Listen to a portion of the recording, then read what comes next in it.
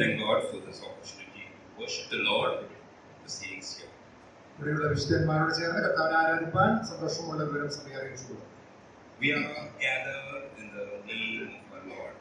നമ്മൾ ഇന്ന് രാവിലെ കർത്താവിന്റെ നാമത്തിലാണ് ഒരുമിച്ച് കൂടിയിരിക്കുന്നത്. What does this name entail? എന്താണ് ഈ നാമത്തിന്റെ പ്രത്യേകത? This name has all authority on the earth. ഭൂമിയിൽ എല്ലാ അധികാരവും ഉള്ള നാമമാണ് ഈ നാമം. This name has the power of salvation. രക്ഷ നൽകുവാൻ ശക്തിയുള്ള അധികാരമുള്ള നാമമാണ് ഈ നാമം. We have gathered in the name of our Lord and Savior Jesus Christ. നമ്മുടെ രക്ഷിതാവായ കർത്താവായ യേശുക്രിസ്തുവിന്റെ നാമത്തിലാണ് ഇന്ന് രാവിലെ നാം ഒരുമിച്ച് കൂടിയിരിക്കുന്നത്. We are gathered in a sweet name.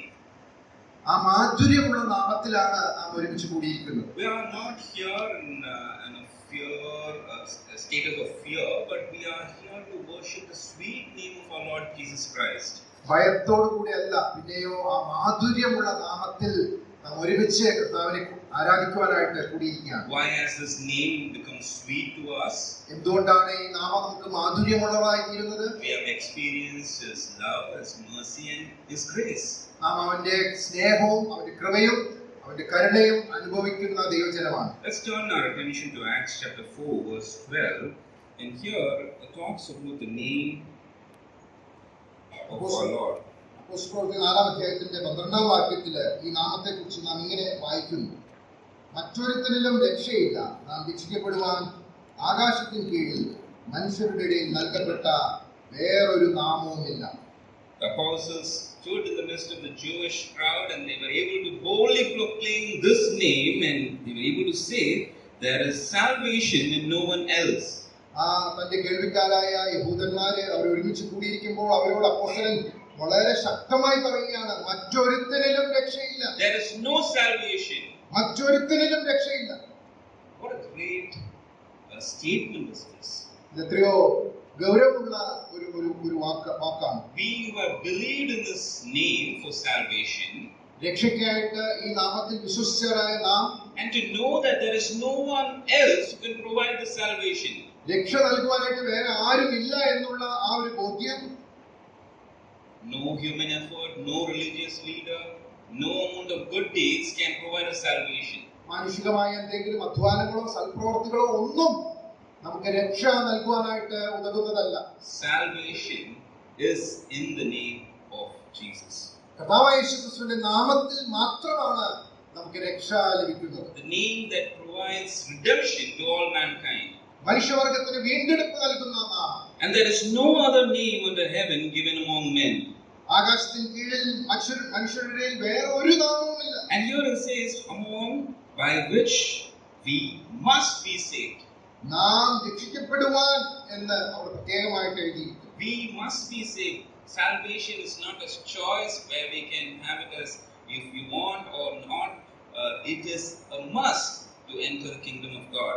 ദൈവരാജ്യത്തിൽ പ്രവേശിക്കുവാനായിട്ട് രക്ഷ എന്നുള്ളത് അത് ആവശ്യ ഘടകമായിട്ടിരിക്കുന്നു, അല്ലാതെ നമുക്കത് സ്വയമേവ ലഭിക്കുന്നതല്ല. This morning we are here to worship this name.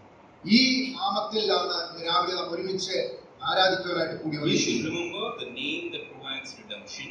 നമുക്ക് വീണ്ടെടുപ്പ് നൽകിയ ഈ നാമത്തെ നമുക്ക് ഓർക്കാം. We should also remember this name which is powerful. ശക്തമായ ഈ നാമത്തെ നമുക്ക് ഓർക്കാം. And this name, Jesus Christ himself said, whatever you ask in his name, he will do it. കർത്താവ് തന്നെ പറയുകയുണ്ടായി, ഈ നാമത്തിൽ നിങ്ങൾ എന്ത് ചോദിച്ചാലും അത് നിങ്ങൾക്ക് ലഭിക്കും എന്ന് പറയുകയുണ്ടായി. And we are also gathered in the name that will endure forever. എന്നേക്കുമുള്ള ആ നാമത്തിലാണ് നാം ഇന്ന് രാവിലെ ഒരുമിച്ച് കൂടിയിരിക്കുന്നത്. When we look at Revelation chapter 22 verse 4, വെളിപ്പാട് പുസ്തകം 22-ാം അധ്യായത്തിന്റെ 4-ാമത്തെ വാക്യം നാം നോക്കുമ്പോൾ, when we see him face to face, നാം കർത്താവിനെ മുഖാമുഖമായി കാണുമ്പോൾ his name will be put on our forehead. നമ്മൾ വായിക്കുന്നത് അവന്റെ നാമം, നാം അവന്റെ മുഖം കാണും, അവന്റെ നാമം അവന്റെ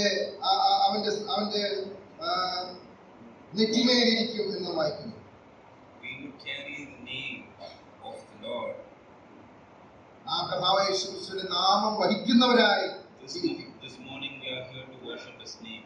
ഈ നാമത്തിലാണ് ഇന്ന് രാവിലെ നമ്മൾ ഒരുമിച്ച് This is ആരാധിക്കാൻ. not on a Sunday morning, but every moment of our lives we are called to praise His name.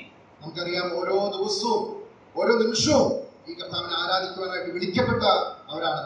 From the rising of the sun to the setting of the same, the Lord's name is to be praised. ഉദയം മുതൽ അസ്തമാനം വരെയും ദൈവത്തിന്റെ നാമം മാത്രം അത് ആരാധിക്കുവാനായിട്ട് This മഹിമയുള്ളതാണ്. is our future. This is the future that is there for us. We would praise His name for eternity long. ഇതാണ് നിത്യതയിലും നാം ചെയ്യുവാനായിട്ട് പോകുന്നത്. നാം കർത്താവിനെ ആരാധിച്ചുകൊണ്ടിരിക്കുക, അവരുടെ നാമത്തെ നാം സ്തുതിച്ചുകൊണ്ടിരിക്കുക എന്നുള്ളതാണ്. This morning, let's prepare our hearts to praise His name. ഇന്ന് രാവിലെ നമ്മുടെ ഹൃദയങ്ങളെ ഈ കർത്താവിനെ ആരാധിക്കുവാനായിട്ട്, ഈ നാമത്തെ ആരാധിക്കുവാനായിട്ട് നമ്മുടെ ഹൃദയങ്ങളെ നമുക്ക് ഒരുക്കാം. Let's magnify this name, ഈ നാമത്തെ നമുക്ക് ഉയർത്താം, knowing that this name is exalted above every other name. ഈ നാമം സർവനാമത്തിലും മേലായ നാമമാണ് എന്നുള്ളത് ഓർത്തുകൊണ്ട് നമുക്ക് ആരാധിക്കാം. And we bow down before Him and worship Him. അവന്റെ മുമ്പാകെ വീണ് വണങ്ങി നമുക്ക് അവനെ ആരാധിക്കാം. May His name be glorified. ദൈവനാമം വാഴ്ത്തപ്പെടും.